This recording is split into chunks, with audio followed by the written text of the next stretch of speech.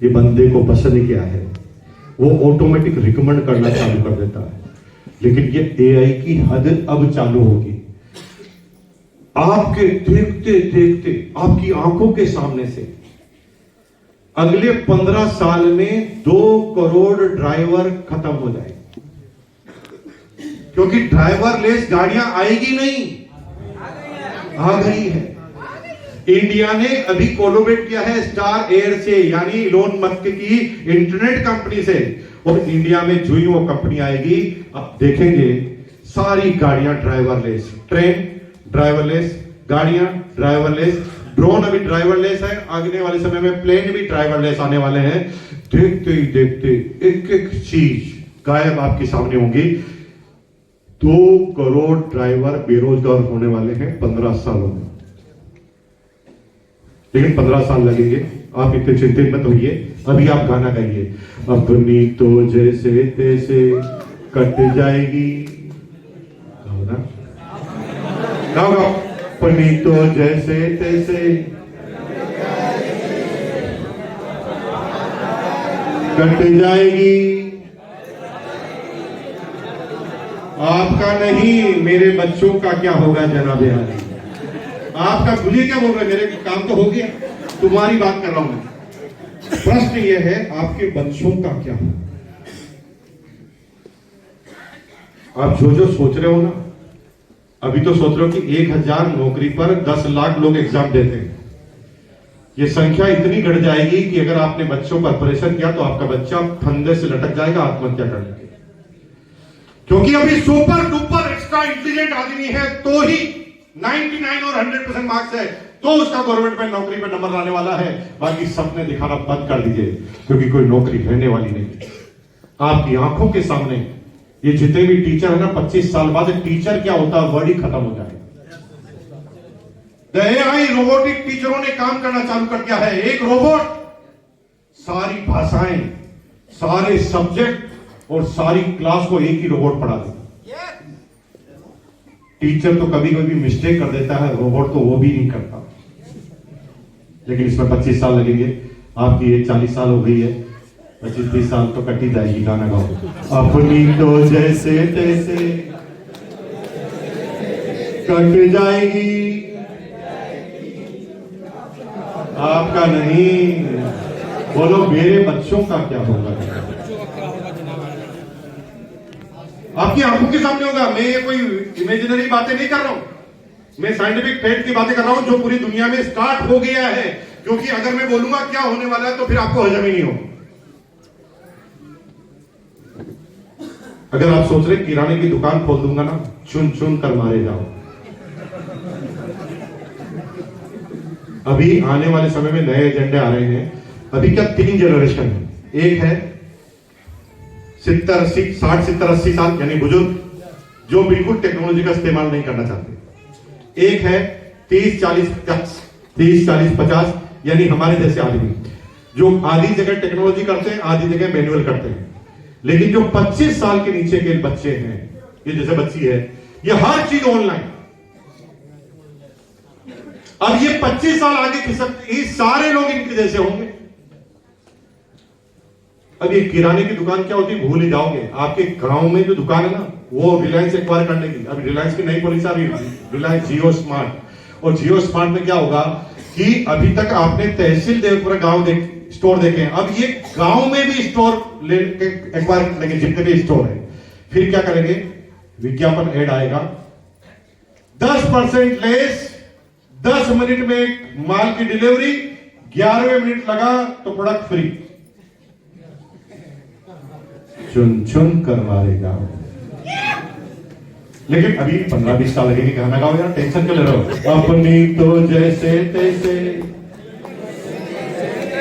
Cut जाएगी। गाओ ना यार, मेरे बच्चों का नहीं बोल रहे यार, बोलो मेरे बच्चों का क्या होगा जनाब। एक आदमी मुझे कहता खेती तो जिंदा रहेगी, खेती तो जिंदा रहेगी। अरे खेती भी जिंदा नहीं रहने वाली। इजराइल ने एक ऐसी टेक्नोलॉजी बना दी है जिसमें 200 एकड़ जमीन में एक भी किसान काम नहीं करता। 10 रोबोट है जो 200 एकड़ में है।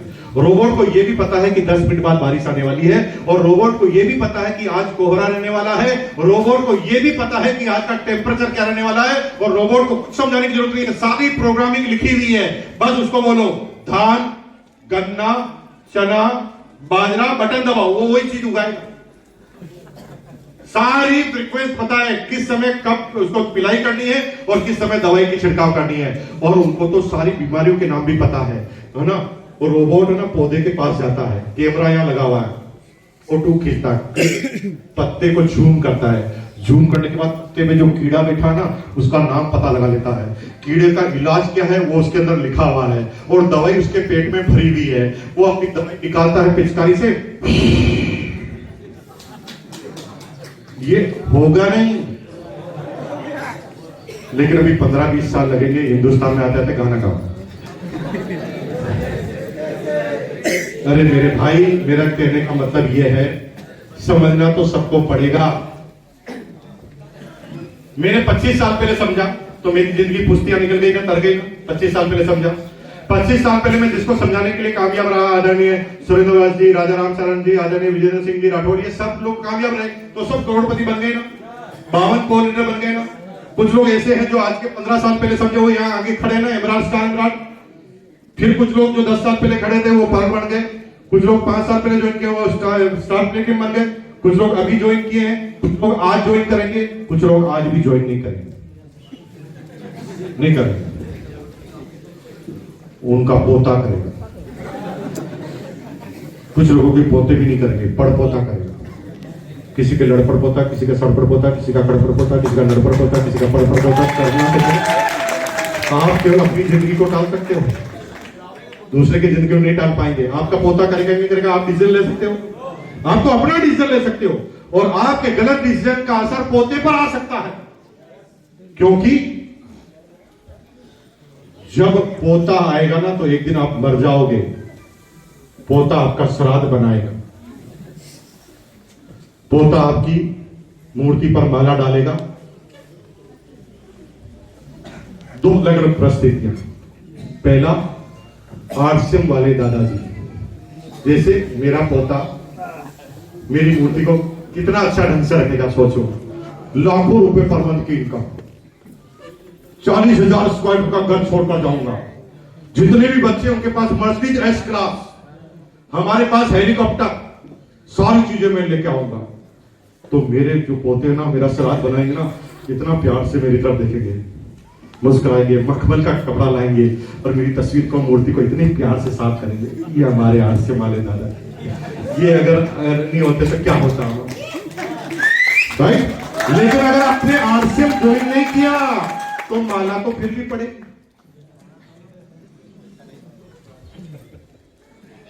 वो गौर से देखेगा, साले टकले,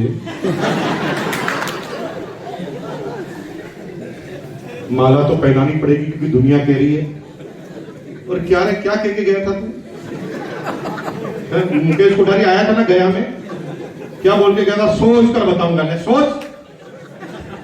आदत खराब कर दी है, तब तक बीवी से बीबी पीछे चलाई, अरे फटाफट इसकी आरती करो यार, निकलो, काम है फटाफट, इसकी क्या आरती करनी है। यू हैव टू डिसाइड कैसा करवाना चाहते हैं पोते से।